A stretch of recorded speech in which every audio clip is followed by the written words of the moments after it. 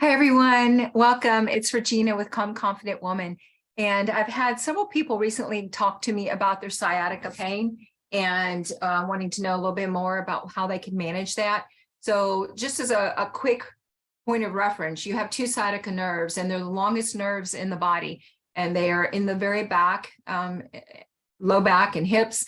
And just very brief introduction to it, they run down through the buttocks and the back of the legs, and then wrap around to the outsides of the legs. So you can experience pain and have it radiate throughout any of this area. It could be on one side or both sides, and you may not always know what you've done. Sometimes it's a little injury that has flared things up. Sometimes it's a tight piriformis from some workouts.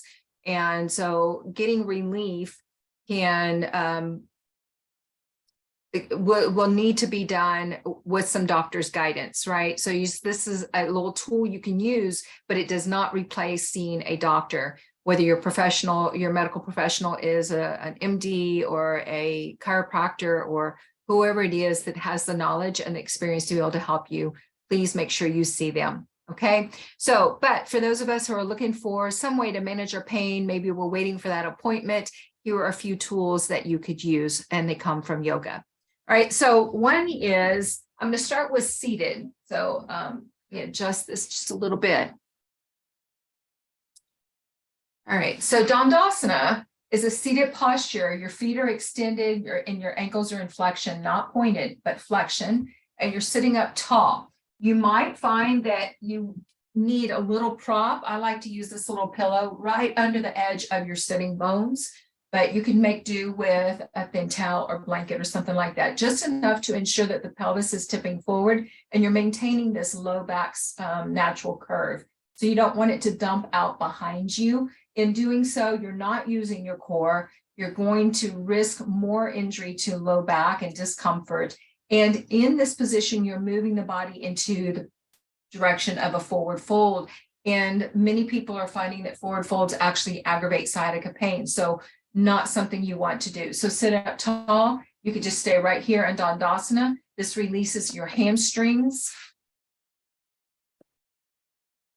This releases your hamstrings, the muscles on the back of your thighs. If you do decide to stay here and maybe having the legs completely straight is too much, bend them, take a little prop of some kind. It could be a folded towel or a rolled towel or something of that nature. I'm going to use this little pillow.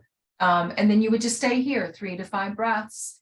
Everything that I'm offering you, you want to be in it approximately 30 seconds. And that's usually about 3 breaths, depending on the length of your inhale and exhale. But an average 10-second inhale or 10-second breath, 3 breaths would give you 30 seconds. All right, so here's one. Another option is, still don't have a good angle here. Let me adjust this just a little bit. Is to actually take the one ankle across the opposite thigh. Flex again, so not point, not hanging out, but flex. And then flex the extended leg as well and stay tall. If you're looking for more, and this feels good, but you want a little bit more, then you might slide that extended leg up into somewhat of an elevation through your knee. And if you do, grab a prop of some kind, set it under there so you don't physically have to hold it. Okay? And again, stay upright in your posture. If you, whatever you do on one side, do on the other side, so your body has the equal symmetry going on, okay? Just because you feel the pain on one side doesn't mean that's where the issue is initiating. It could be on the other side. So just make sure that you're getting equal on both sides, okay? My husband recently had some upper back pain. He had been doing something and he felt like he'd overworked those muscles. And so my chiropractor told me years ago, whatever you do on one side, always do on the other side. And so when I was putting some herbs on his back, I didn't just address the side that was talking to him. I got both sides. And then he told me this morning that the opposite side was actually talking to him today, but the side that had been the main problem wasn't such an issue anymore. And so it was a good thing that I had done both sides. I think the first side was so intense that he wasn't catching the signals from the second side. Once we started to subdue the first side, the other one was like, yeah, I'm here too.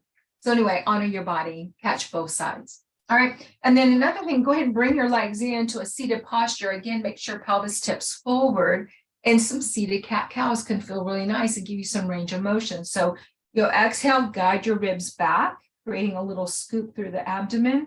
And then as you inhale, press down into your sitting bones to extend your spine. Your chest will naturally open here. So we're not looking for a deep chest opener. We're not doing a big back bend. We just want some range of motion. So a little scoop back and then an extension. Again, do not drop the head back. Keep it in its natural alignment with ears over shoulders, okay? So that movement may feel really nice and give you some freedom. Another from your seated posture, inhale tall, exhale, rotate toward one side. Stay for your 3 to 5 breaths. Inhale back to the front and exhale to second side. And then inhale back. Pause, check in, notice any sensations. If you have sharp stabbing or burning pain for any of these exercises, any of these stretches, please do not continue to do them. Okay? Sharp stabbing and burning pain, please stop. All right, so you have your cat-cows, you have your twists, and if you have a regular yoga practice, you could come into a half lord of the fishes. So, and you could option, just keep the foot in front of the hip, but if you prefer, you can cross it to the opposite side. Wherever it's at, make sure it's flat. So you don't want it to be on edge. Plant the foot. This will stabilize your hip and give you more safety in the rotation, right? So I'm just going to do it from here. Inhale tall, exhale toward your leg. If you're pregnant, you would rotate away from. Okay, so that's another one you can do from seated. And let's move into recline. So recline, that means you're coming down onto your back. To do so, bend your knees to roll your body down. You can take your figure 4 here, just like we did the option when we were seated. You can keep it right here, or you can bring the leg up. So I have my right ankle over my left thigh, can bring my left knee over my left hip, flex ankles again. So no hanging out, no pointing, flex. You can hang out here. Let me grab this strap. You could take a belt, a strap, a towel, whatever you might have on the foot to support and bring it in. Okay. You can take an extension, just taking the leg up. So you're not trying to bring your toes to your nose. You're not trying to move in any wall directions or do anything extreme. You simply want to stack, if possible, your heel over your hip. And then the foot is in flexion. We're not pulling on the arch.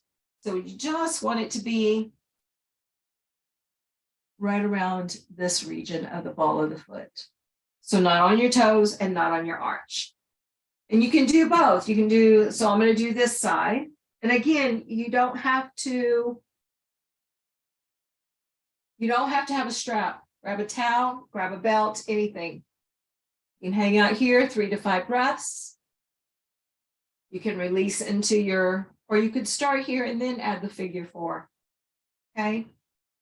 So this releases your hamstrings like your seated posture with your legs long. Coming into the figure 4 is what moves into the piriformis and gives you some release there.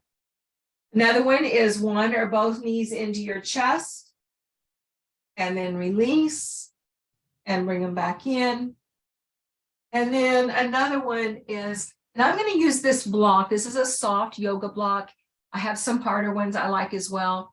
If you don't have this, you can use a rolled or folded blanket and get the same benefit.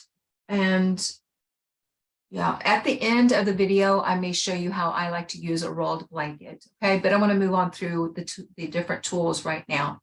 All right, so let me bring this in just a little bit. So you're on your back, you bend your knees. We're going to flow in and out of a few bridges. So make sure your hips and your knees are in line and your knees and your toes travel in the same direction toward the end of your mat. Press into the tops of your feet. Make sure your shoulders are underneath you. Your head is straight on your neck, so you're not twisting or turning it. Press into your feet, roll your hips up, maybe stay for 1 to 3 breaths. Exhale and roll your spine down a vertebra at a time. And you can do this 3 to 5 times. Roll up. It creates space. It builds strength. Exhale to roll down. With your last one, if you want to use a prop, lift, slide it under your sacrum. So your pelvis, not up in your waist or your back. And you can hang out here. This is a supported bridge. 3 to 5 breaths to create space. When you're finished, press into your feet, lift your hips, remove it, slowly roll back down. Rest, 3 to 5 breaths. And then maybe it feels good to take one or both knees into your chest again. And stay there until you're ready to get up. Then the final options I wanted to share with you are on what we refer to as a prone position, where you're lying on your belly. So if this isn't a positive option for you, then again, these exercises won't be for you. But I hope to have some variety in here that everyone can find at least one that we find some value in. So from here, we're lying fully on our belly. Hands are under shoulders. Toes are moving straight back. Inhale, press into all of the front body. So toes through the legs, through the hands to lift just your upper body, just your head, neck, shoulders. Hold 1 to 3 to 5 breaths.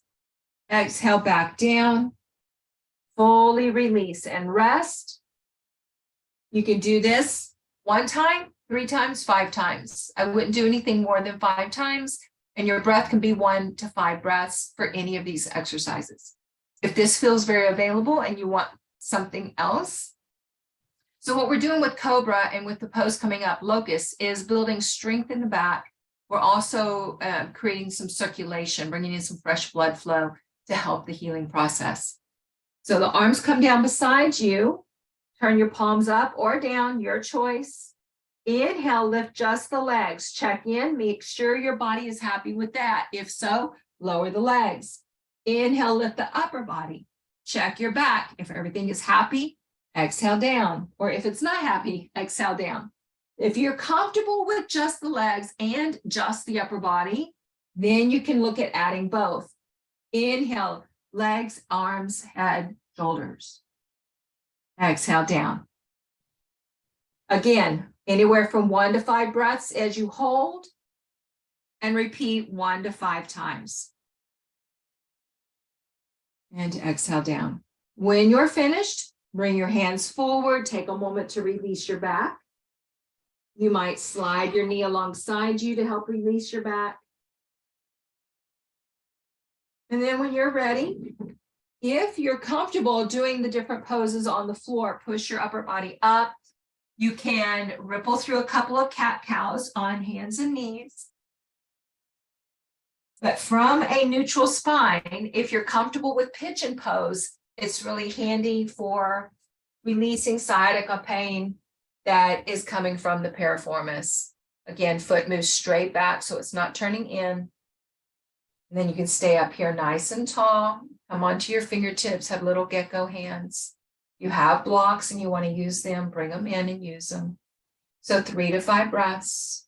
And then maybe if your body welcomes it, you can bring the body down for recline or for sleeping pigeon. Okay. So again, what you do on one side, do on the other. Remember, your foot does not have to be up by the opposite hand. So as you saw on the other side, my foot was down by my hip. This is a natural fit for my body, and that's honoring my body. So keep that in mind. Your shin does not have to be parallel to the top of your mat, and for most people should not be there. But you may want to bring a prop of some kind under your glutes on the front leg, the leg that's coming forward, to help protect your back. Because without it, if you're not mindful and you drop your hip to the side, not only are you not getting the benefit of the stretch you're looking for, you could possibly lead to further injury or pain. All right. So those are some yoga poses that you may find of value while you are addressing sciatica pain and perhaps waiting for an appointment with your medical provider. All right. Leave your comments, subscribe. If you have any other particular situation that you would like to address with yoga, reach out and I'll see if I can put a quick video out for you. And yeah, share us with others. It's really hard to live a calm, confident life when you're in pain, especially if it's a chronic pain, something that's really interrupting your day. So use these poses and help you to manage that pain and get back to living life unlimited, calm, and confident. Until next time, namaste. Bye-bye.